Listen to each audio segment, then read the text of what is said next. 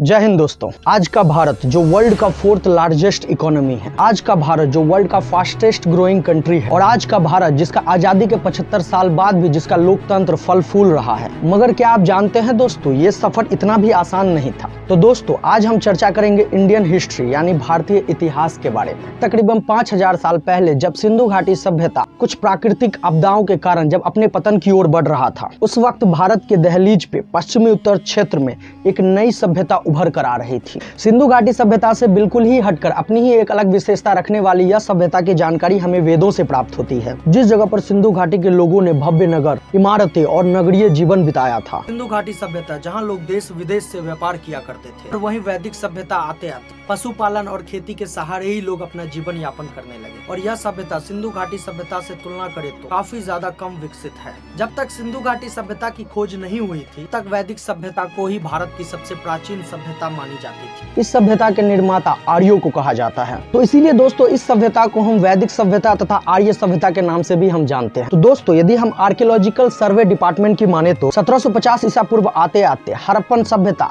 यानी Indus valley सभ्यता का पूर्ण रूप से अंत हो चुका था, और यही वो समय था जब भारत में आर्यों का आगमन शुरू हो चुका था। और 1500 ईसा पूर्व आते आते आर्य पूरी तरह से भारत में स्थापित हो चुके थे। तो दोस्तों इतिहासकारों ने वैदिक कालों को दो भागों में बांटा है, ऋग्वैदिक काल, उत्तर वैदिक काल। ऋग्वैदिक काल 1500 ईसा पूर्व से 1000 ईसा पूर्व तक रहा, जिसकी जानकारी हमें ऋग्वेद ग्रंथ में मिलती है। और उत्तर वैदिक काल जो 1000 ईसा पूर्व से 600 ईसा पूर्व तक रहा, जिसकी जानकारी हमें सामवेद, यजुर्वेद तथा अथर्ववेद जैसे ग्रंथों में मिलती है। और इन सभी ग्रंथों का रचना आर्यों ने ही किया था। मगर दोस्तों सवाल यह आता है कि ये आर्य थे कौन और आए कहां से थे। आर्य शब्द का अर्थ श्रेष्ठ अथवा कुलीन, जिसे वैदिक सभ्यता के निर्माता यानी कि आर्य अपने आप को संबोधित करने के लिए इस्तेमाल किया करते थे। मगर दोस्तों आर्य आए कहां से थे, इस विषय को लेकर इतिहासकारों के बीच आज भी काफी ज्यादा विवाद चल रहा है। इनमें से ज्यादातर भारतीय इतिहासकारों का कहना है कि आर्य भारत के ही मूल निवासी थे और वे कहीं बाहर से नहीं आए। मगर ज्यादातर विदेशी इतिहासकारों का कहना है कि आर्य अफगानिस्तान से होकर भारतीय के उत्तरी पश्चिमी क्षेत्र में आए थे, और इसे कई भारतीय विद्वान भी सही मानते हैं। यदि दोस्तों ऋग्वेद में किए गए वर्णनों को देखा जाए तो उनमें अफगानिस्तान की नदियां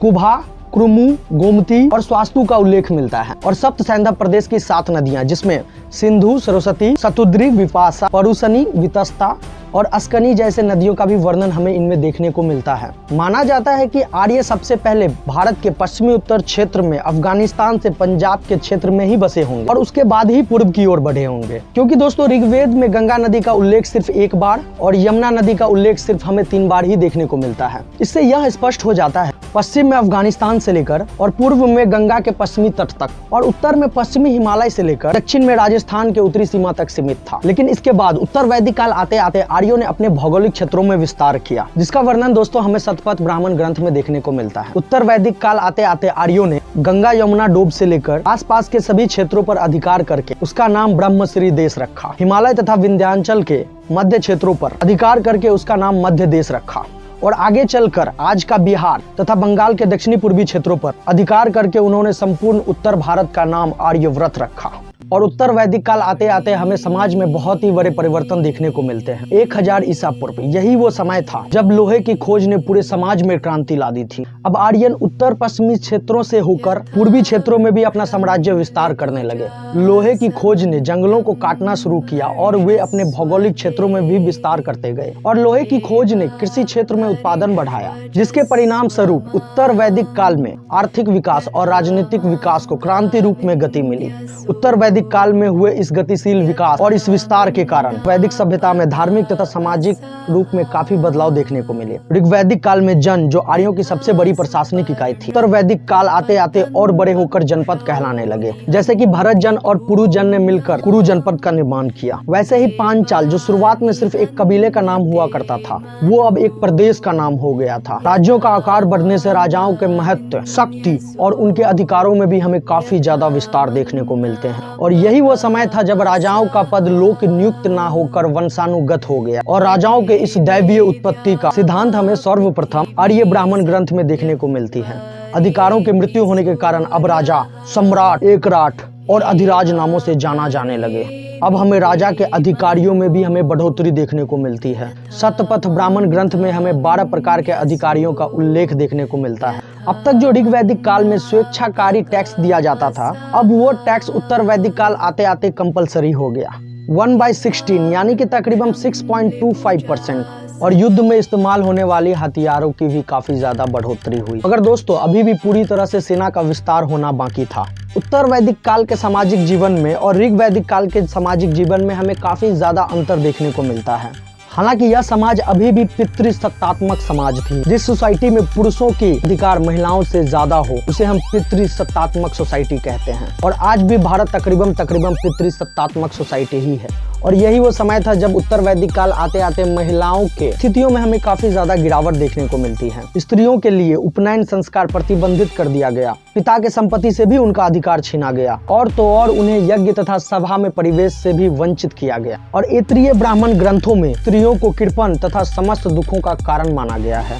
इससे ऋग वैदिक काल के तुलना में उत्तर वैदिक काल में हुई महिलाओं की परिस्थितियों में गिरावट हमें साफ दिखाई दे सकता है। ऋग वैदिक काल की व्यवस्था और इस काल में यज्ञों का महत्व अत्यधिक बढ़ जाने से ब्राह्मणों के भी महत्व तथा वर्चस्व में काफी ज्यादा वृद्धि हुई। इस काल में ब्राह्मण को सर्वश्रेष्ठ, क्षत्रिय उसके बाद, वैश्य उसके बाद और क्षुद्र को अंतिम स्थान प्राप्त हुआ। इस समाज में इस काल में सिर्फ वैश्य कर चुकाते थे, जबकि ब्राह्मण और क्षत्रिय से ली हुई राजस्व पे जीते थे और क्षुद्र इन तीनों वर्णों के सेवा में हमेशा लगा रहता था। एक और व्यवस्था विशेष रूप से हमें दिखाई पड़ती है और वो है आश्रम व्यवस्था। इस व्यवस्था के तहत मनुष्य के जीवन को ब्रह्मचर्य, गृहस्थ, वानप्रस्थ और संन्यास इन्हीं 4 भागों में बांट दिया गया। धार्मिक जीवन में सबसे बड़ा बदलाव हमें यह देखने को मिलता है जहां ऋग वैदिक कालीन समाज प्राकृतिक पूजक समाज थे और जबकि उत्तर वैदिक कालीन समाज में यज्ञों तथा कर्म कांडों का महत्व काफी ज्यादा बढ़ गया। इंद्रदेव और अग्निदेव जो ऋग्वेद कालीन समाज के प्रमुख देवता थे, अब प्रजापति, रुद्र और विष्णु भगवान का महत्व बढ़ गया। और इस वर्ण व्यवस्था के कठोर रूप के कारण पूषण जो कि पहले पशुओं के देवता हुआ करते थे, अब वो केवल सिर्फ क्षुद्रों के ही देवता रह गए थे। और दोस्तों इसी काल में हमें मूर्ति पूजा आरंभ होने का आभास मिलता है। रामायण और महाभारत जैसे ग्रंथों की रचना भी इस काल में पूर्ण हो चुकी थी। उत्तर वैदिक काल में आर्थिक संपन्नता के कारण राजाओं और पुरोहितों के द्वारा बड़े बड़े यज्ञ का आयोजन किया जाता था। राजसूय यज्ञ जो कि राजाओं के राज अभिषेक से संबंधित था, वाजपेय यज्ञ जो कि राजाओं के द्वारा शक्ति प्रदर्शन के लिए किया जाता था, अश्वमेघ यज्ञ इसमें राजाओं द्वारा सीमा के वृद्धि के लिए घोड़े को छोड़ा जाता था और साथ साथ अग्निष्टोम यज्ञ और पुरुष मेध यज्ञ भी प्रचलित थे।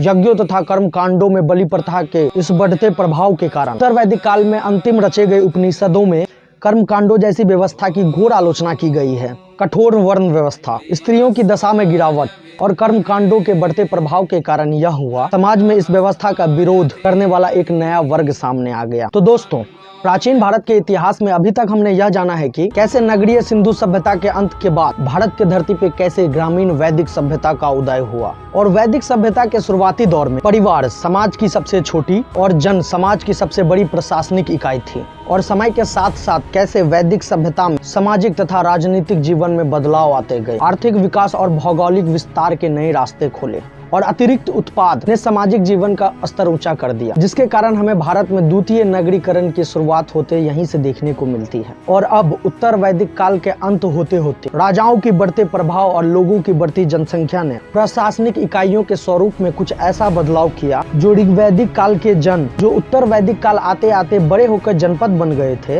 अब वे वैदिक काल के अंत होते होते और बड़े होकर महाजनपद बन गए। 600 ईसा पूर्व से 400 ईसा पूर्व यह वह समय था दोस्तों जब समाज धार्मिक एवं राजनीतिक दृष्टिकोण से बड़े ही उथल पुथल माहौल से गुजर रहा था और सनातन संस्कृति में पनप रही कठोर वर्ण व्यवस्था तथा विधियों में कर्मकांडों के बढ़ते प्रभाव से त्रस्त होकर लोग अब बौद्ध तथा जैन विचारधारा की तरफ आकर्षित होने लगे। और इधर शक्तिशाली बन चुके हुए राजा अपने साम्राज्य को बड़े से और बड़ा करने में लगे हुए थे, जिससे अब छोटे छोटे जनपद अब आपस में महाजनपदों का निर्माण कर रहे थे। महाजनपदों के बारे में ज्यादातर जानकारी हमें इस काल में लिखे हुए बौद्ध तथा जैन ग्रंथों से प्राप्त होती है। अंगुत्तर निकाय नामक बौद्ध ग्रंथ तथा भगवती सूत्र नामक जैन ग्रंथ से हमें स्पष्ट रूप से 16 महाजनपदों की सूची प्राप्त होती है। इसी के साथ साथ इन ग्रंथों से हमें उन महाजनपदों के क्षेत्र, उनकी राजनीतिक व्यवस्था के बारे में हमें जानकारी प्राप्त होती है। वैदिक काल के समाप्ति के वक्त वर्तमान भारत का बिहार, पूर्वी उत्तर प्रदेश का क्षेत्र महाजनपदों के विस्तार का मुख्य केंद्र बन चुका था और अधिक लोहा उत्पादन के चलते ज्यादातर महाजनपदों का विस्तार हमें इसी क्षेत्र में देखने को मिलता है।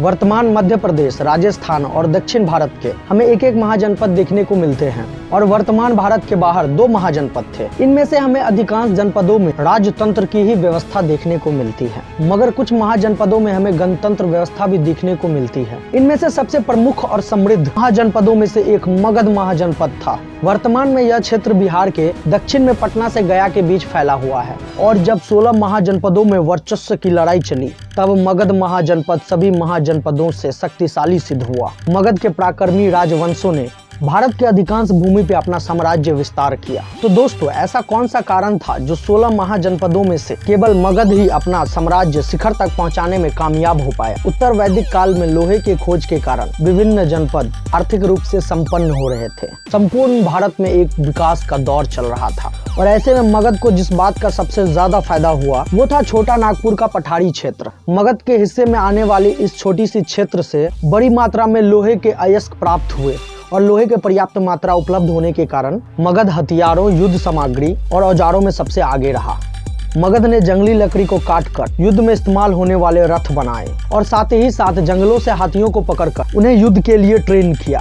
इससे मगध की सेना अन्य महाजनपदों से काफी ज्यादा शक्तिशाली बनी। मगध यदि भौगोलिक रूप से देखा जाए तो मगध प्राकृतिक रूप से काफी ज्यादा सुरक्षित स्थान पे बसा हुआ था। उसका प्रथम राजधानी राजगृह पहाड़ियों से घिरी हुई थी और दूसरी राजधानी पाटलिपुत्र गंगा, गोंडक और सोम नदी के संगम पे बसा हुआ था, जिसके कारण मगध को जीत पाना आसान नहीं था। यदि दोस्तों अब राजनीतिक दृष्टिकोण से देखा जाए तो मगध में क्रमिक रूप से जो भी राजवंश आए उनमें से सभी ने मगध के विस्तार में अपना महत्वपूर्ण योगदान दिया और यही वो समय था जब बढ़ते कर्मकांडों तथा जाति प्रथा घृणा के कारण समाज में एक नई धर्म की स्थापना हुई। की चर्चा हम नेक्स्ट वीडियो टाइटल बौद्ध धर्म में जानने की कोशिश करेंगे।